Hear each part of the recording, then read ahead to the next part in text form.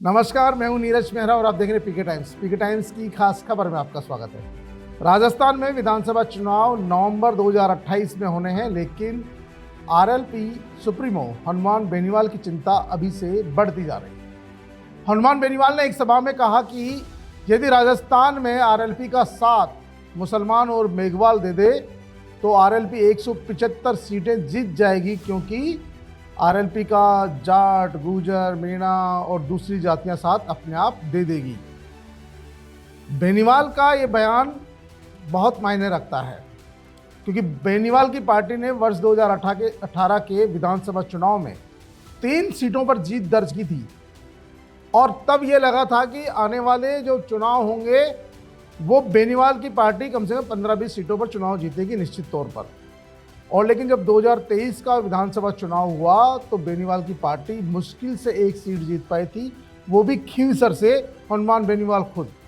और जब हनुमान बेनीवाल सांसद बन गए तो वो खींवसर की सीट भी उनके हाथ से चली गई। तो जाहिर सी बात है, हनुमान बेनीवाल जिस तरह से लगातार पिछले कई सालों से आरएलपी को जमाने में लगे हुए हैं, आरएलपी के साथ लगातार जनहित के मुद्दे उठाते रहे हैं और अब नागौर से निकलकर वो पूरे राजस्थान में फैल रहे हैं। ऐसे स्थिति में उन्हें लगता है कि 2028 में यदि चुनाव जीतना है, आरएलपी को सरकार बनानी है, तो उनको मुसलमान, मेघवाल और तमाम जो दूसरी जातियां उनको साधना पड़ेगा, क्योंकि एक जाति के आधार पर कोई भी पार्टी न तो सरकार बना सकती है, न आज से पहले बने, न आगे बनेगी, क्योंकि बहुत सारी जातियों ने पहले भी जातियों के बड़े दिग्गज नेताओं ने कोशिश की है और उनको ये लगता था कि वो राजस्थान में अपनी जाति के दम पर सरकारें बना लेंगे। तो जो हनुमान बेनीवाल ने ये बयान दिया और उन्होंने कहा कि 2028 में यदि ये मेघवाल और मुसलमान आरएलपी का साथ दे दें तो आरएलपी की सरकार बन सकती है। और उनके इस बयान को लेकर पार्टी के लोग भी उत्साहित है, क्योंकि देखिए, कोई भी पार्टी हो, राजनीतिक पार्टी, यदि राजनीतिक पार्टी को पूरे देश में खड़ा होना है, प्रदेश में खड़ा होना है, तो सभी वर्गों को, सभी धर्मों को, सभी लोगों को साथ में लेकर चलना होगा। किसी भी एक जाति, समाज, धर्म विशेष से कोई भी पार्टी लंबे समय तक आप उसमें नहीं जो सत्ता में रह सकते या सत्ता में आ सकते हो और बहुत ज़्यादा आपकी भागीदारी नहीं बढ़ सकती है। आप खुद सुने हनुमान बेनीवाल सार्वजनिक रूप से क्या कह रहे हैं और वो क्या कहना चाहते हैं। क्या बनी वो मुसलमानों के बिना नहीं बनी।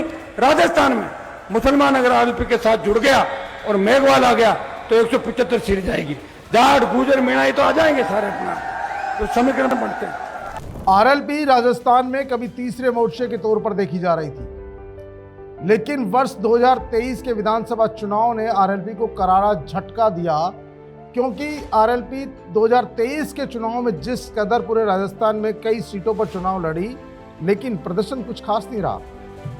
हनुमान बेनीवाल खींवसर से बड़ी मुश्किल से जीत पाए थे और अन्य सीटें जो पूर्व में उनके विधायक थे वो सीटों पर भी चुनाव हार गए थे। लोगों का कहना था कि हनुमान बेनीवाल ने अधिकांश जो है स्वजातीय उम्मीदवार खड़े किए, कहीं जो है टिकटों का बंटवारा सही नहीं हुआ और जो अनुसूचित जाति के लिए सीटें आरक्षित थी पश्चिमी राजस्थान में, उनमें मेघवालों की जगह गैर मेघवालों को टिकट दिए और उन्हें लगता था कि गैर मेघवाल लामबंद हो जाएंगे और चुनाव जीत जाएंगे। लेकिन संख्या बल के आधार पर वहाँ पर मेघवालों की संख्या ज़्यादा थी, मुस्लिम्स की संख्या ज़्यादा थी, उन्होंने मुस्लिम्स और मेघवाल की उपेक्षा की। लेकिन अब उन्हें लगता है कि जो चूक हो गई है उस चूक को सुधारना चाहिए और बहुत अच्छी बात है ये कि वो अपनी चूक सुधारना चाह रहे हैं और उस चूक सुधारने में उन्होंने मेघवाल और मुसलमानों की कुछ भूमिका मानी। उनको लगता है ये मुसलमान और मेघवाल समाज अगर आरएलपी का साथ दे देंगे तो जाट, गुर्जर और जो दूसरी जातियां हैं वो उनके साथ स्वतः आ जाएगी और हम सब मिलकर 175 सीट जीत लेंगे। 175 सीट जीतने का मतलब है वो पूर्व मुख्यमंत्री वसुंधरा राजे का भी रिकॉर्ड तोड़ देंगे। ये उनकी सोच है और सोच बड़ी होनी चाहिए। कार्यकर्ताओं के बीच में जब नेता इस तरह की बात बोलता है तो कार्यकर्ताओं का जोश बढ़ता है और उनमें उत्साह भी बढ़ता है। लेकिन इस बात से ये संदेश साफ जाता है कि राजस्थान में, क्योंकि बहुत सारी सीटें हैं जिन पर आज भी उनकी सीटों का भाग्य का फैसला या तो मुस्लिम्स करते हैं या मेघवाल्स करते हैं, तो जिन सीटों का फैसला मुस्लिम और मेघवाल करते हैं उनमें से अधिकांश सीटें कांग्रेस पार्टी ही जीतती रही है। और जहाँ जहाँ पर इन समाजों का, इन वर्गों का उनकी उपेक्षा हुई है, तो उन्होंने अपना खुद का भी कैडर खड़ा कर दिया है। बहुजन समाज पार्टी भी राजस्थान में कभी 6 विधायक थे उसके। हालांकि सबसे बड़ी विडंबना ये रही कि 3 बार या 4 बार उनके विधायक जीत कर आए, लेकिन आरक्षित सीट पर एक भी बार बहुजन समाज पार्टी का एससी वर्ग का विधायक नहीं जीत कर आया। सामान्य सीट पर आरक्षित वर्ग के लोग जरूर बस बहुजन समाज की सीट पर चुनाव जीत कर आए, लेकिन वहां भी यही था, क्योंकि बहुजन समाज पार्टी के विधायक जीत कर आते थे और कांग्रेस पार्टी में की सरकार बनते ही सब विधायक कांग्रेस पार्टी में विलय हो जाते थे। तो लोगों को लगा, जो बहुजन समाज पार्टी का कैडर बेस वोट था, उसको लगा कि हमारे वोटों का सौदा किया जा रहा है। चुनाव तो हम जिताते हैं बहन जी की पार्टी के लोगों को, और चुनाव जीतने के बाद वो बन जाते हैं कांग्रेस पार्टी के। तो इसलिए इस बार 2023 के चुनाव में एक भी बहुजन समाज पार्टी का उम्मीदवार चुनाव नहीं जीत कर आया।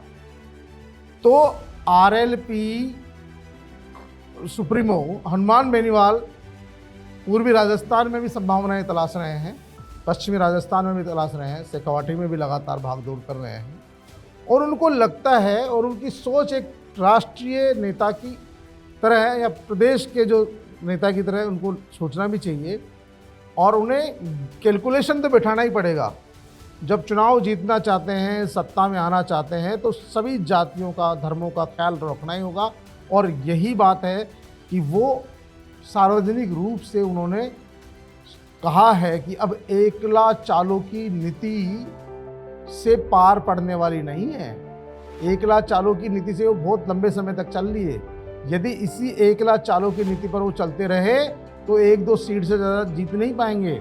लेकिन यदि उन्हें सरकार में आना है, सरकार बनानी है, और लोगों को भी कह दिया, कार्यकर्ताओं को, यदि आपको अपनी पार्टी की सरकार बनानी है तो हमको दूसरे वर्गों को भी साथ लेकर चलना पड़ेगा। और इसलिए उन्होंने मेघवाल और मुस्लिम समाज से आह्वान किया है कि वो आरएलपी का साथ दें, और वो अगर आरएलपी का साथ देंगे तो राजस्थान में आरएलपी की सरकार बनाने से कोई नहीं रोक सकता। क्योंकि राजस्थान का जो ट्रेंड चलता रहा है, एक बार बीजेपी एक बार कांग्रेस, इसलिए इस ट्रेंड को देखते हुए हनुमान बेनीवाल को लगता है कि यदि कांग्रेस के मूल वोट बैंक, जिसको एससी और माइनॉरिटी मानते हैं, जाट समाज मानते हैं, जाट समाज से खुद हैं, तो उनके चक्कर में जाट समाज के वोट तो आरएलपी को मिल ही जाते हैं। ऐसी स्थिति में उनको लगता है कि मुस्लिम और अगर मेघवाल समाज, जो एससी का सबसे बहुसंख्यक समाज है, वो अगर आरएलपी से जुड़ गया तो जाहिर सी बात है कि जो 2028 के विधानसभा चुनाव होंगे तो उसमें आरएलपी चमत्कार कर सकती है। और इसी उधेड़-बुन में, इसी संघर्ष में हनुमान बेनीवाल लगातार लगे हुए हैं। लेकिन राजनीतिक विश्लेषकों का कहना है कि हनुमान बेनीवाल को अगर इन वर्गों का साथ चाहिए तो इन वर्गों से बड़े जो नेता हैं, बड़े चेहरे हैं या कुछ नए चेहरे हैं, उनको जोड़कर जिम्मेदारी भी देनी होगी। आज बेनीवाल की पार्टी में मेघवाल समाज से या मुस्लिम समाज से कोई ऐसा कदावर नेता अभी तक तैयार नहीं हुआ जो ये कह सके कि मैं बेनीवाल जी की पार्टी का बड़ा नेता हूँ और मुझे पार्टी ने ये पद दे रखा है। तो अभी तक उनको संगठनात्मक रूप से भी अपनी पार्टी को खड़ा करना होगा और संगठनात्मक रूप से भी लोगों को जिम्मेदारी देनी होगी, जो जिम्मेदारी लोगों को लगे भी। ऐसा नहीं है कि आप कह दो कि 2 पूर्व विधायक एससी के थे, उनको हमने पदाधिकारी बना दिया।